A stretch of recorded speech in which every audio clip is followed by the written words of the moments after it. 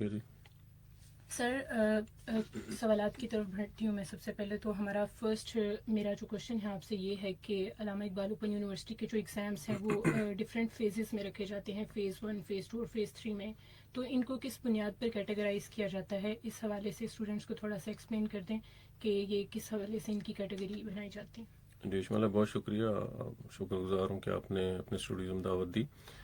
دیکھیے امتحانات جو ہیں وہ ظاہر کسی بھی یونیورسٹی کا بڑا اہم شعبہ ہوتا ہے, اور پورے سمیسٹر میں جو اکیڈیمک ایکٹیویٹیز ہوتی ہیں ان کی اسیسمنٹ جو ہے الٹیمیٹلی ایگزامینیشنز کے تھرو ہوتی ہے. آپ نے ذکر کیا کہ مختلف فیزز, تو ہمارے چونکہ ایڈمیشنز جو ہیں وہ مختلف فیزز میں ہوتی ہیں. فیز 1 جو ہے وہ میٹرک ایف اے یا انٹرمیڈیٹ آپ اس کو کہہ لیں, سیکنڈری اسکول اور ہائر سیکنڈری اسکول جو سرٹیفکیٹس ہیں اس حوالے سے جو ایڈمیشنز ہیں وہ پہلے ہوتے ہیں, چونکہ تو امتحان بھی ان کا پہلے, اس کو ہم فیز 1 کہتے ہیں.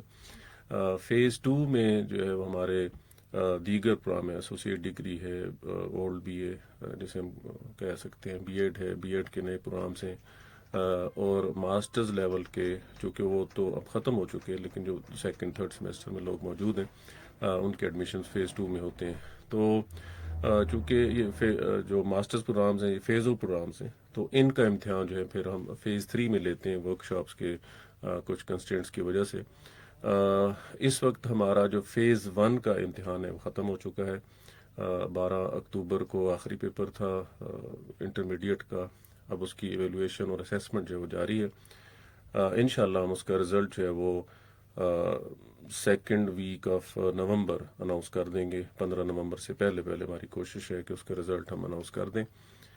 فیز 2 کے امتحان جو ہیں وہ آج سے شروع ہو رہے ہیں پورے پاکستان میں, اور ہم نے تقریباً کوئی 700 کے قریب ایگزامینیشن سینٹر بنائے ہوئے ہیں, اور ان تمام سینٹرز بھی جو ہمارا اس وقت امتحان آج سے شروع ہو جائے گا, اور یہ بھی اپنے پھر جو بھی مقررہ ٹائم ہے اس پہ ختم ہو کے تو ہم جنوری کے مڈ سے پہلے اس کا رزلٹ بھی اناؤنس کر دیتے ہیں.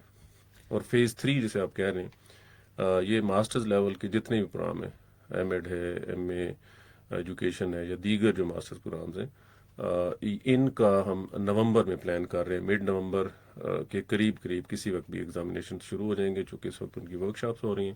تو مڈ نومبر میں ہم آپ جس کو فیز 3 کہہ لیں یا فیز 2 کا پارٹ 2 جو ہے وہ انشاءاللہ نومبر میں شروع ہو جائے گا, مڈ نومبر میں. اچھا سر, ابھی آپ نے فیز 2 کے امتحانات کے بارے میں بتایا کہ آج سے شروع ہیں, تو اسٹوڈنٹس کو رول نمبر سلپس کے حوالے سے بتا دیجیے کہ ان کو آن لائن پرووائڈ کر دی جاتی ہیں یا ان کے پتے پر ارسال کی جاتی ہیں؟ جی دیکھیں, شعبہ امتحانات جو ہے وہ اس لحاظ سے ایک بڑا سینسٹیو ہوتا ہے کہ اس نے انفارمیشن جو ہے وہ اسٹوڈنٹس تک پہنچانی ہوتی ہے, چونکہ الٹیمیٹلی بچوں نے فائنل امتحان دینا ہوتا ہے. وہ انفارمیشن پہنچانے کے لیے مختلف ذرائع استعمال کرتے ہیں. ان میں سب سے اہم ذریعہ جو ہے ہماری ویب سائٹ ہے. وہ یقیناً ہم اکثر اپنے میٹنگس میں بھی یا اسٹوڈنٹس کے ساتھ جو انٹریکشن ہوتی ہے اس کے دوران بھی ہم ان کو یہی کہتے ہیں کہ آپ علامہ اقبال اوپن یونیورسٹی کی ویب سائٹ کم از کم ایک دفعہ روزانہ ضرور دیکھیں, اور ویب سائٹ پہ ہماری رول نمبر سلپ جو ہے اسی وقت ہم اس کو اپلوڈ کر دیتے ہیں, اور یہ پہلا سٹیپ ہے. دوسرا پھر اسی کا پھر جو ہی وہ اپلوڈ ہوتی ہے ہم پرنٹنگ شروع کر دیتے ہیں. وہ ود ان 1 ویک اس کی پرنٹنگ ختم ہو کے تو پھر ہم پوسٹل سروسز کے ذریعے ان کو اسٹوڈنٹس تک پہنچا دیتے ہیں, اور وہ بہرحال ان تک پہنچ جاتی ہیں.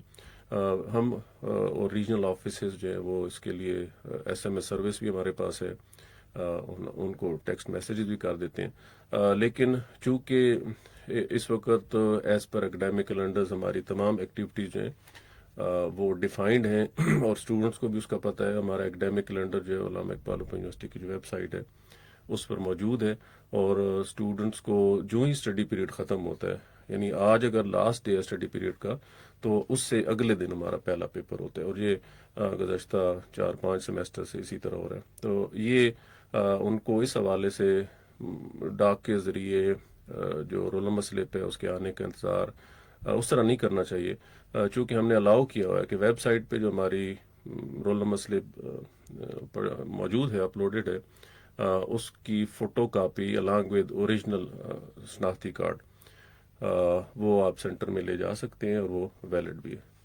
اچھا سر, ابھی آپ نے رول نمبر سلپس کے حوالے سے بتایا, تو رول نمبر سلپس تو آپ ان کو پرووائڈ کر دیتے ہیں، اس کے بعد جو سینٹرز ہوتے ہیں، امتحانی سینٹرز جو ان کے بنائے جاتے ہیں، ان کی الاٹمنٹ جو کی جاتی ہے وہ کس طرح سے ان کو اس کے حوالے سے تھوڑا سا بتا دیں، کیونکہ اسٹوڈنٹس اس حوالے سے تھوڑا کنفیوژن کا شکار ہوتے ہیں کہ سینٹرز کا کس طرح سے ہمیں پتہ چلے گا. کیا وہ رول نمبر سلپ کے اوپر ان کے سینٹر کا لکھا ہوتا ہے کہ اس جگہ پر آپ کا جی سینٹر؟ بہرحال اس میں کوئی کنفیوژن نہیں ہے، رول نمبر سلپ ہے ہی پورا ان کے لیے ایک انفارمیشن ہے کہ آپ کا کس تاریخ کو پیپر، کس کوڈ کا کس تاریخ کو ہونا ہے اور کس جگہ پر آپ نے جا کر امتحان دینا ہے. اور یہی انفارمیشن جو ہے ویب سائٹ پہ موجود ہے، یہی وہی والی جو رول نمبر سلپ ہے اسی کی کاپی جو ہے یا اوریجنل آپ کہہ لیں وہ اسٹوڈنٹس کو مہیا کی جاتی ہے، اور وہ اس کو دیکھ کر اپنے متعلقہ آپ نے کہا کہ کس طرح سینٹرز بناتے ہیں. ظاہر ہے وہ ایک ہمارا ٹیکنیکل ایک ایشو ہے، ہم اس کے مختلف دیکھتے ہیں کہ کسی اسٹوڈنٹ کو کلیش تو نہیں آ رہا، ایک دن میں 2 پیپرز نہ آئیں. ڈیٹ شیٹ بنانے کے لیے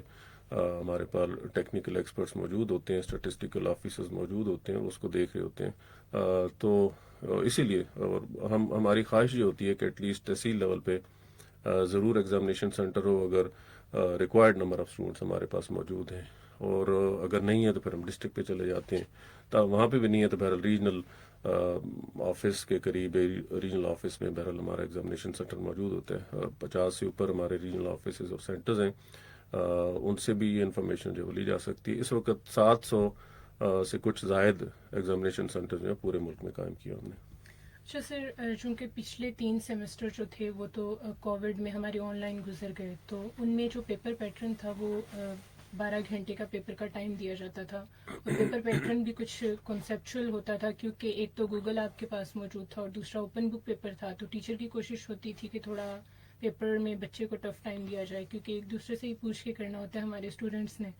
تو ابھی جو ہمارے آن کیمپس پیپرز ہوں گے ان میں 3 گھنٹے کا پیپر ہوگا، تو ابھی پیپر جو ہے وہ سوالات کی نوعیت کس طرح کی ہوگی، کس طرح سے پیپر کو جو ہے وہ بنایا جائے گا اس حوالے سے؟ دیکھیں، آپ نے کووڈ کا ذکر کیا، ظاہر ایک اسپیشل سچویشن تھی، انپریسیڈنٹڈ سچویشن تھی. اس کے حوالے سے مختلف پالیسی جو ہیں وہ حکومت نے بھی ظاہر گائیڈ کیا، اور پھر ہمارے علامہ اقبال یونیورسٹی نے بھی مختلف فورمز پہ اس کی ڈسکشن ہوئی، وائس چانسلر نے اس کی منظوری دی. تو وہ ظاہر ایک ہماری کوئی خواہش کے مطابق اس طرح نہیں تھا. ایک جس طرح میں نے عرض کیا کہ یہ ایک سچویشن ایسی بن گئی جس سے کوئی چھٹکارا ممکن نہیں تھا، اور گیدرنگ جو ہے وہ الاؤڈ نہیں تھی.